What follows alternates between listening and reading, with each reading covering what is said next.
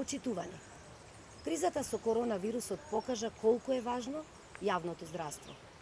Пред 3 години наследивме руиниран здравствен систем со демотивираност и ниски плати на здравствените работници, зголемена смртност кај родилките и новороденчињата, континуиран недостаток на лекови и медицински потрошен материјал, сомнителен квалитет на лекови и инсулини, блокирани сметки на јавните здравствени установи и огромно незадоволство на пациентите од здравствените услуги. За 3 години инвестиравме многу. Го зголемивме буџетот на фондот и Министерството за здравство за 30%. Вработивме 780 лекари и 1000 медицински сестри.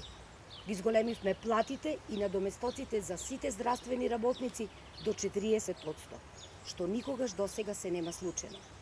Ги зголемивме надоместоците за дежурства, ноќен труд и дополнителна работа на здравствените работници. Додатокот за работа ноќе го зголемивме од 29 на 50%.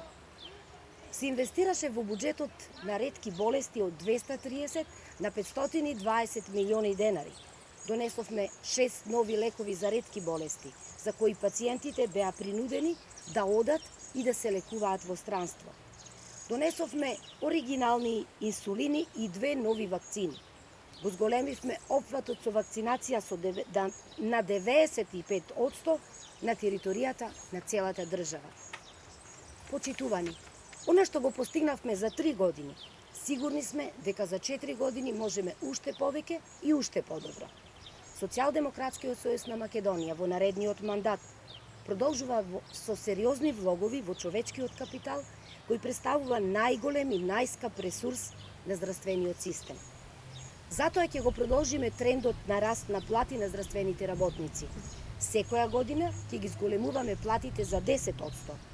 Сите млади лекари кои се на специјализација и се надвор од Скопје ќе добиваат 12.000 денари субвенција за решавање на стамбеното прашање.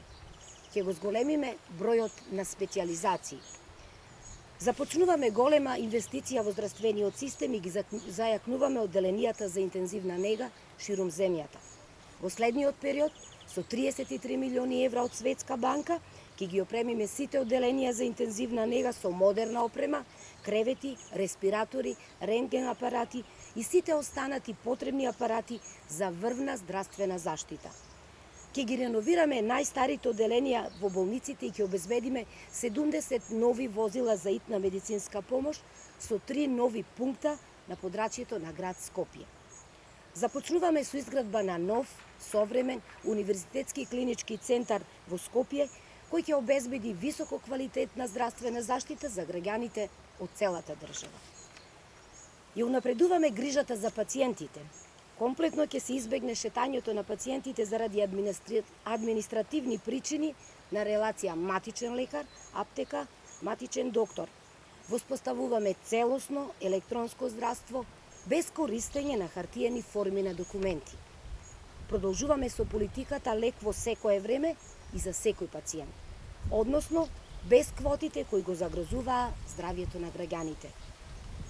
И покрај постојаното ажурирање на позитивната листа на лекови, додаваме поквалитетни и помодерни терапии со нови иновативни лекови.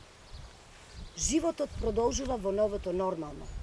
Од нас, како одговорни граѓани, се очекува да носиме маска, да држиме дистанца и често да ги миеме рацете и дезинфицираме.